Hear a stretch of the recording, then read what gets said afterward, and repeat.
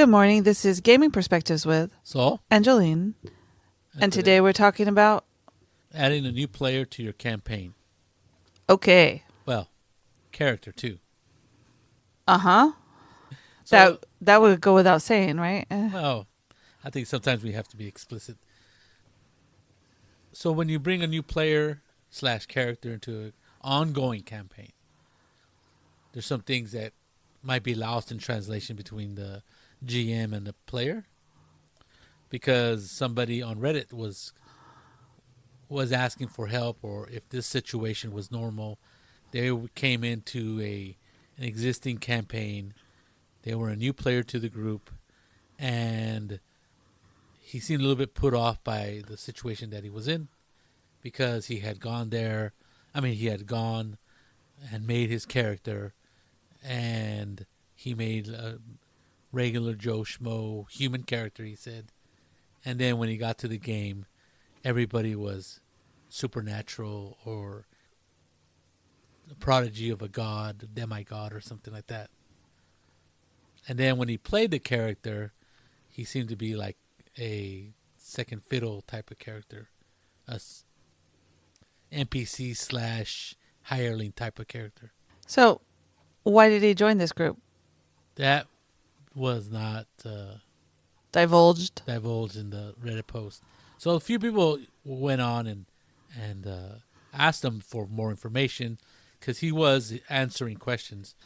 But I think the main thing is that he seemed a little put off that the GM did not give him enough information when he was admitted to the group. Okay. And I think this might happen quite a few times. I've been in a situation where it wasn't character-wise, but I'm allergic to cats. You know that. And I tell people that I'm allergic to cats, and they go, "Oh, okay. Well, it's okay. We'll play in the garage." I go, "Okay, that's cool," because they have cats. I've heard them talking about cats. So then later on, and when I go to meet up and we're making characters, somebody goes, "Oh," he goes, "Do you keep the cats inside the house?" And the guy goes, "No, I keep them in the garage." So I said, "I thought that's what we were gonna play." He goes, "Yeah." I go, "I'm allergic to cats." So I think the information here was that I think a lot of people just think that, oh, you're allergic to cats, you'll get hay fever, take a pill, you'll be okay. Yeah? But that's not the situation, right? I'm really allergic to cats, so it gives me asthma, and then it makes me hard to breathe, and then I end up in the hospital having to take some sort of epinephrine shot or something. So I think a lot of things aren't talked about before you join a game, right? And because this GM had a game where people were not people, but the characters were all supernatural in a way. How long had the game been going on? That I have no idea. Do you know what level the characters were? No, there's no. There must have been a little bit higher level. I think the person stated that they made like a 4th or 5th level character, and I think just that alone is not enough information if you're going to join a game like that. And I think we should talk about what the player should have done, and what the GM should have done. The GM should have done, but the player should ask as many questions as they can. And there's all kinds of things that make campaigns different from other campaigns that you played in. No matter who runs the game or what group it is, they're going to be a little bit different from previous campaigns. It could even be the same GM that you played with and in the past, and then when you go back, they've decided to change things up. I also have one more question. Sure. What kind of campaign was it? This was D&D. Okay. Dungeons and Dragons, 5th edition. Okay. Sorry, I had lots of questions but you don't have a lot of answers for me.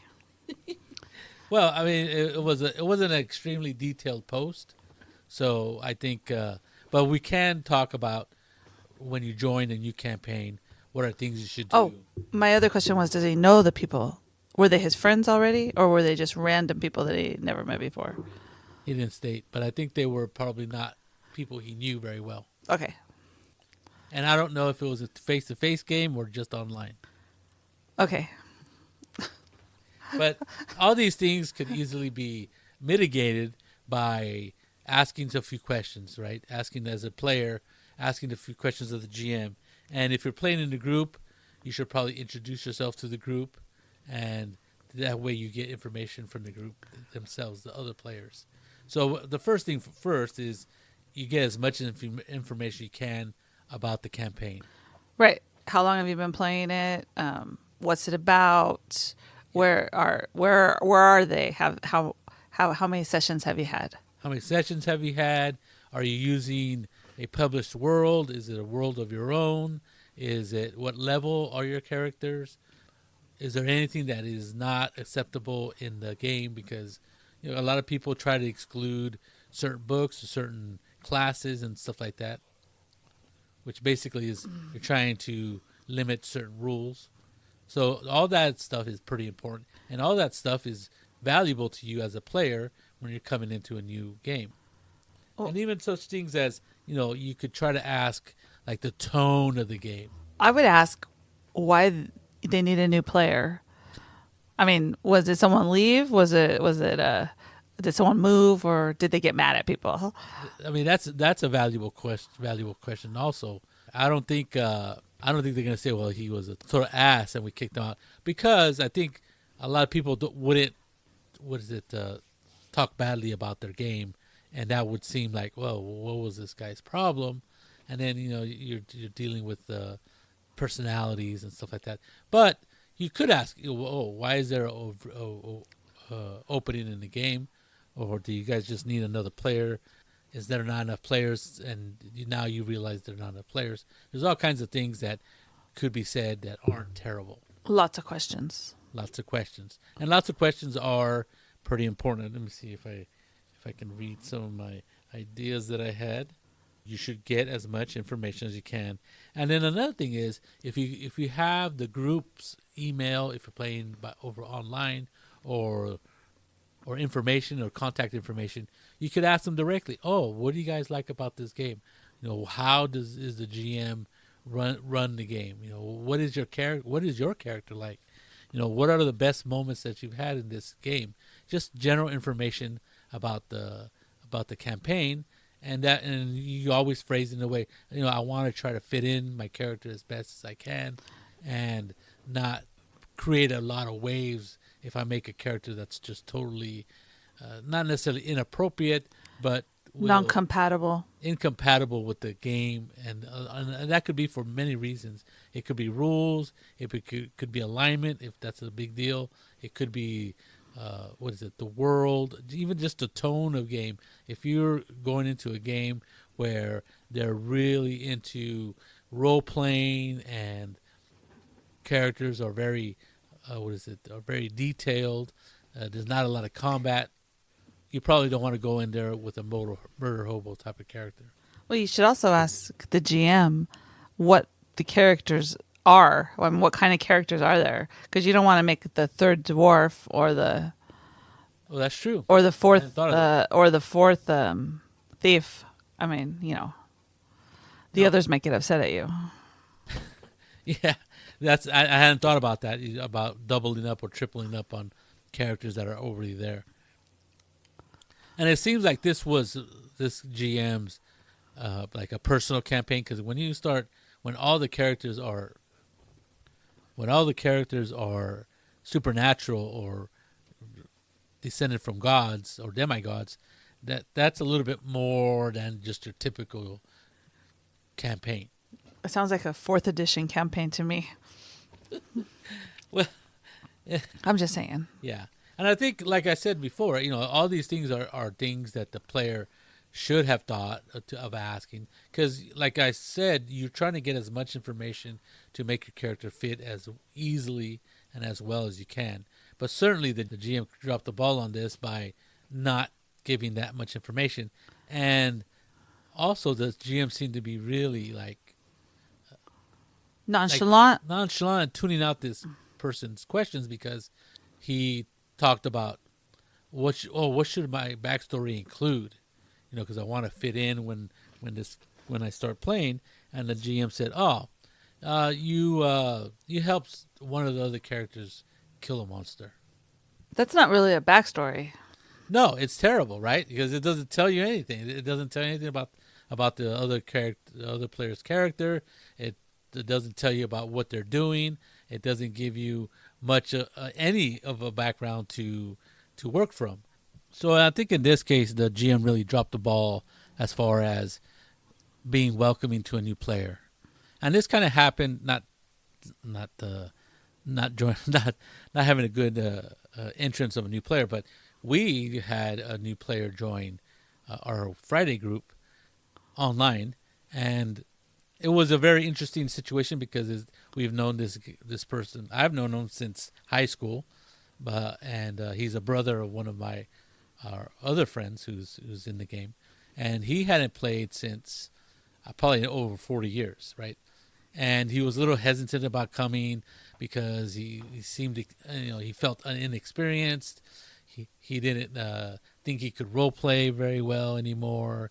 Like he might forget how it was done. Are we talking about Tom? Tom.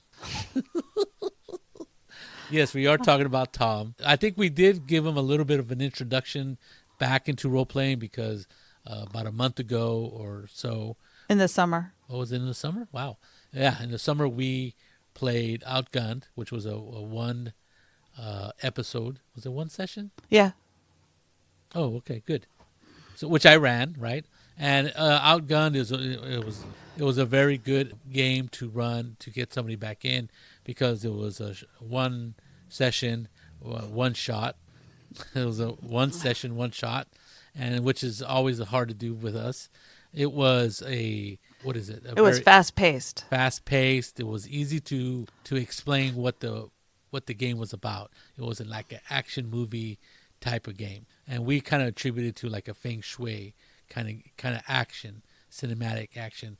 And though he might have been a little bit quiet, I really did try to get the spotlight on him. And when I did, he did rather well. He came up with some pretty good ideas, some funny ideas, and some interesting action scene ideas, which was really good for the first time playing in a long time. Now switching to 5th edition, a lot more rules, the characters are a lot more detailed. And now we're playing 5th edition 2014 rules, not the new 2024 rules. Also, we're playing online. We are playing online over Roll20, and so there were issues with that part. It was technical issues, yeah. But that had nothing to do with that. No. But I think what may have hindered his return was the rules. Right, the rules are a lot more complicated than AD&D back in the day, and it was like I said, the first time he tried playing D&D in a long time. The good thing he had going for him, at least in this type of campaign, was that it is a published adventure, right? It's the what's it called? Something about the Mines of Phandelver, right? So that is a published campaign, and it's a very typical, I would say, railroady type of game. I think he had more things than that going for him. No. I know. And plus his experience that, a lot of times people say, well, I don't know if I can role play because I haven't done it in a long time. And now. What I meant was that he was playing one with his brother and Felipe and you, who he may not have played for a few years with, but 40 years. But he fell right back into it without a problem. Oh, you think so? Yeah. Okay. And I think that he went over a lot of the stuff with Mike, the rules and stuff, to get up to speed on that. For his character. Yeah. Right. And then we always try to make sure everybody does something. You give everybody a turn to do stuff, so it's not like anybody's hogging the spotlight or anything. Right. And I do try to make sure I include everybody. Well, it's kind of hard not to because I'm like, what I was saying is the campaign itself is a very standard campaign. It's an event happens, combat encounter, an event happens, combat encounter, those kind of things. It's not like a homebrew game where I might be stretching my imagination and coming up with these weird esoteric ideas. if Tom wasn't somebody we knew, might think, wow, this is a weird game, right? But if you tell him, oh, I'm running the Lost Minds of Fandelver, which is published, the starter set of all things, then it's a very easy game to play in one way or another. Of course, there's going to be some situations, even in a published adventure, where there is free thought. You can do anything you want. You can go off by yourself and get yourself in trouble. But that happened with an experienced player, Mike, and not Tom. Tom wasn't playing when that happened. That's either. true. He wasn't playing when that happened. So I think, was this the first time he played with us? The last time? Or was it the second time? It was the second time. The second time. So I think you're right. The first time he might have been a little unsure about the rules, but by the second time he played, sure there was questions he asked, but for the most part, I think it went very well. And I think a lot of it had to do, you're right, that it was so familiar. He was in a familiar space because he knew everybody and has known everybody for 30 years plus. And a lot of people more than that. The situation was a lot different than if you're going into a game where you don't know everybody or you don't know everybody very well. Right. So I did tell him, we did, with the help of Mike, his brother, he tell him what the game was like. I was running the game. I don't know if that's a good thing or a bad thing, but usually I try to be a nice GM. So it wasn't like I was out to get him. I wasn't a killer GM. No, and not only that, but he played a wizard or sorcerer, I think, and I think that he played that before, but different rules.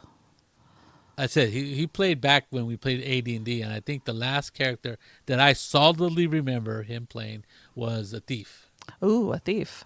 And that's what they were called. They became rogues now, but they were just called thieves back in the old day. But he had to redo the character sheet like 3 times because of technical errors errors, and then I think we advanced the level at one point. We advanced the level, and he got more spells, and then we had to go over how to use the spells and stuff. So, because it's different for in D&D 5th edition, I guess any edition, spells are different for wizards, clerics, sorcerers, and whoever else throws them. Everybody throws them. Like there was the druid throws them. Yeah.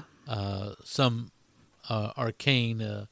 Fighters use them. A warlock, I think, is one of them. There's all kinds of people who can throw spells. So there's nuances because there's a couple other. Actually, almost all of them are magic users, other than me. I'm the only fighter in the mix. Oh, you talking about in the campaign Yeah. in our group? Jan's hands. Yeah, but he hasn't played recently. He's a bard. He's off doing other things. But then again, he's a bard, so he's not a strict fighter. Yeah. You're the only fighter in the group. Yeah. You're right. Everybody else is a spellcaster. Yeah. One way or another. A druid, I believe a cleric. So I always think when I move, I should Wizard not first. stand in the way if somebody's going to throw something. That's all I think. Which is kind of rare for you because usually you're the one that is yelling. Just throwing things. Get out of my way. I don't want to hit you. You don't want to hit him in the back with the spells. So I think when you are playing a game as a GM, running a game as a GM, and you have a new person coming in, there's a lot of responsibility for you to get that player up to speed as to what's going on in your game. Any rule changes, any home brewing. Well, there should be a basic thing where you either write them an email or make a video for them, whatever it is, whatever your thing is, just telling them what's happened up until this point if they're joining a campaign, right? Right. No, I totally agree. If it's the second session or something, then maybe not. But if you've been playing 4 or 5 sessions or a year, you might want to let them know what they're stepping into. Right. And that would include what the other characters are, because according to this guy that you tell me about, he made a 1st level character or a 4th level character that was just human. Right. And then he stepped into this world where he was like lower level in reality to the other people playing. Because the other ones were supernatural. He called it supernatural. I use quote. I'm not sure why when you say supernatural, I think of the TV show Yes. Supernatural. Yes. And those characters would be pretty good at fighting, so I don't know. But when you say demigods, then I'm like, okay, I kind of, it's like, Hercules or Xena, warrior even princess. in Supernatural, it's like when they first started, and then later on they get all these superpowers in Supernatural. The Dean and what's the other guy's name? Sam. They start being able to throw spells in a certain sense and get all kinds of superpowers and stuff. So exactly, he came. This new player came in and made a character that was not the same level or at the same tier as the other player characters. And again, that's the GM's fault for not. And then. Well, we kind of did that to Tom too because we kind of threw him in because he made a 3rd level character, which was what we were, but you had told us to go up a level, and I think because we were supposed to go to 4th level. Yes. Because of our experience, right? Right. But I think you may have said that before he was there. Yes. But the message didn't get translated, and Mike was doing still had his 3rd level character. Oh, because he hadn't advanced his own character. And then, once we were up to 4th level, Felipe even goes, "Oh, I just need to update my character a little bit because I didn't do it," which is not unusual for our party, but it could be off-putting for the person joining your party if they don't realize that sometimes you don't advance your character during the week like you were supposed to. Well, it's funny because you're right. I told them, and I told you the previous session. Oh, you guys make it to 4th level, and everybody goes, okay. But nobody. I think a couple people out of the group, but nobody did it until our next session started, which is always. I did it right before the next session started. Technically, an hour before the next session started. And a lot of times, you're right. In D&D 5th edition, there's not a whole lot that you need to do when you update. In fact, you said all you do is raise the level of one of your stats or something. You get 2 something points. You get to raise your attributes. Attributes, that's what it was. And my hit points. Hit points. And I think depending on the character, they might get a special ability. Yeah. Spellcasters may increase the number of spells known. Or slots. Even a higher level spell they might be able to throw. So all those things are things that are important, but they're not really like super time consuming if you know how to play the game or if you play the game quite a bit. Advancing a level is pretty easy. If you've haven't played for 40 years, it might be a little bit. Right, especially if you never played this game and then you made a character and also, I get to raise it another level. Okay, now I got to get the book out because I don't know what that means. I don't think there was a lot in AD&D when you went up a level. You went on a different attack table every other level for a fighter, which meant you it was easier for you to hit higher level armor classes. You would get a hit point, and that was about it. I mean, the other characters like the paladin and stuff would get special abilities, the monk, but for the most part, it was a pretty basic thing to go through. I don't really remember AD&D. I'm sure that I don't know what game it was in the 80s, so it must have been, right? But the people that I played with, including my brother, they just handed me the character and said, "This is your character." And if it got advanced, they would do that for me too, because I was there just to fill up a space. And you were just another player. Yeah. I need another player. Yeah, and I think that's what probably this person was, the void he was filling. We just need another character to round up the situation or help carry the loot. Who knows what it was? Well, if it was like Pathfinder Society, they would have said, "Okay, no, we got to fix your character because this is what we need. The party has to be balanced." Balanced, yes. You can't have too many any kind of ranged attack. But for a homebrew, who knows what it would be? And if it was a 5th edition. And they were playing demigods. I don't know that they had to be pretty high level. I'm not sure. Because you said it was 5th edition, but I don't remember seeing demigods. But that doesn't mean anything because I think there's these Asimar. I might have butchered the name, but they are supernatural beings. Yeah. And occasionally they will have offspring, and like half human, half Asimar, and so that's their background. I forget what book it is. I don't know if it's Natasha's Cauldron or if it's One of the other ones. one of the other splat books that D&D 5th edition has. But yeah, they're in there, and I have seen. Didn't really look into them, but I have seen the pictures of what that character would look like. They would be like fiery hair, and they would really stand out, kind of like a tiefling. like a stands tiefling out. would stand out. Right. Although anyone who plays a tiefling wants to make sure that everybody knows that they don't stand out. They just fit right in. They fit right in, right? Even though you look like a little devil. Well, I mean, it depends. If you have a lot of tieflings in the world, then yeah, they wouldn't stand out. That's true. But if they were rare or in the part of the world where you set your game, they might stand out. And I think that's always an interesting situation, because that did happen with Ian. Yeah. He was a tiefling, and I thought, well, I go, what do you look like? And he had the horns, the red skin. He kind of looked like Darth Maul.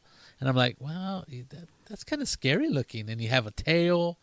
And he goes, no, it's perfectly fine. I'm like, okay. I mean, it might be perfectly fine in the city. Well, no, that was just his perception, right, compared to my perception. Because you were thinking that you were going out in villages where people hadn't ever seen a tiefling. Right. And then and if you think about it, in the Middle Ages, or the Middle Ages Western European time period, strangers were usually not very welcome in the world or in the villages, and so if you try to mimic that with a D&D campaign, villages are going to be kind of insular. They're going to try to make sure that they're protected.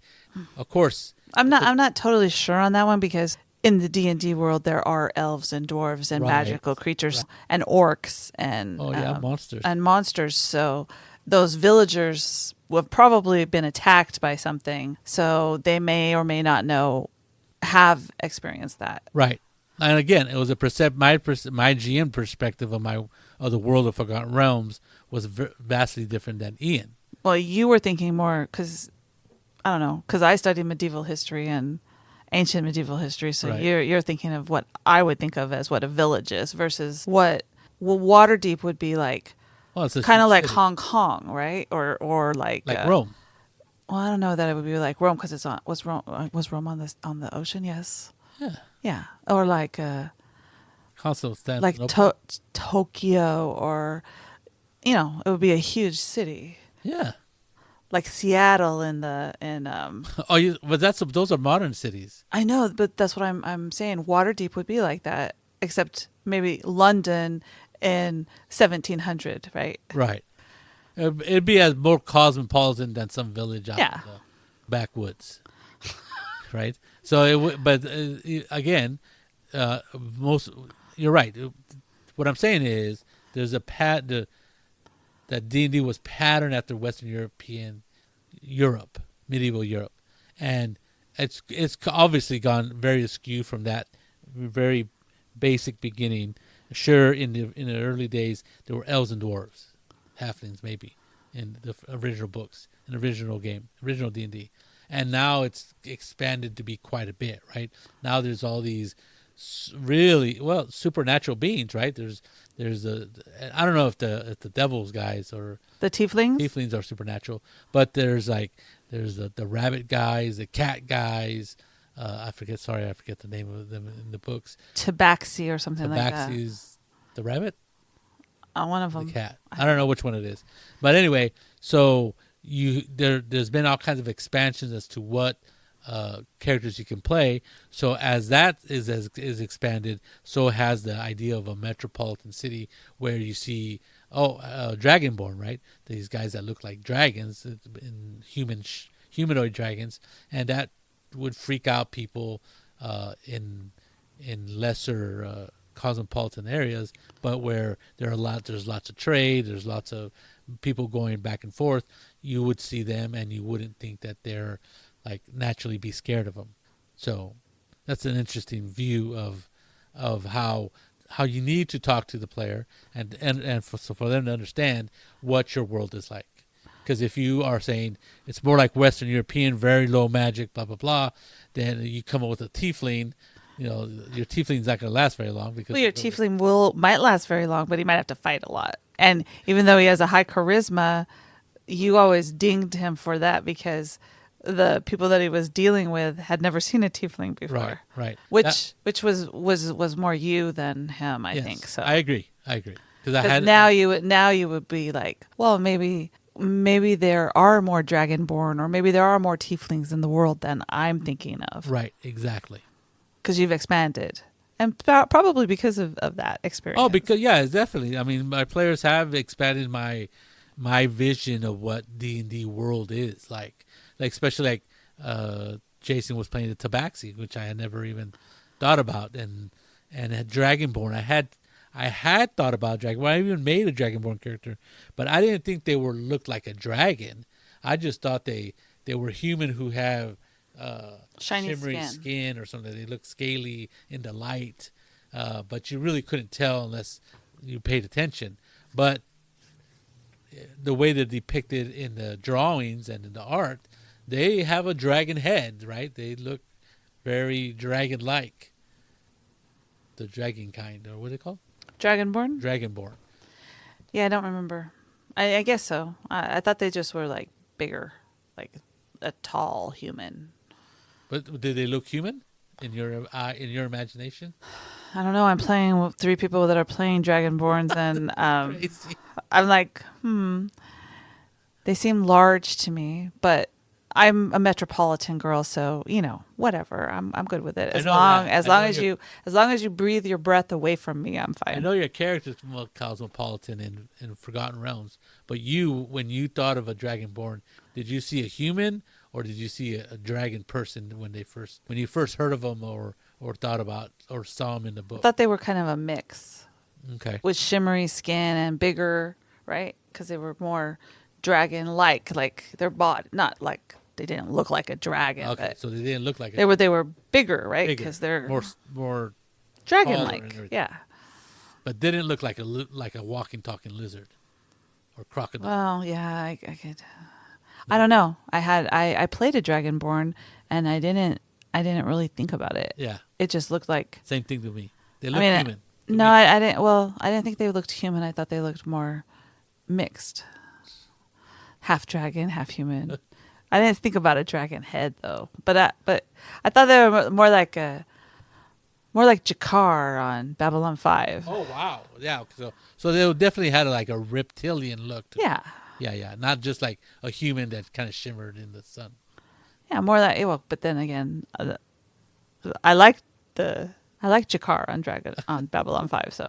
So yeah, exactly. But it's all perception, right? So that's very important when you are running a game, and as a GM, you should try to be as detailed as you can about your world, about what's going on, and you don't have to give them details about the adventures or what you have in store for them, but definitely talk about their past exploits and what happened. And what the other characters are. Right. Because you don't want a player to make a character and then go, oh, I don't fit in with these people at all. Right.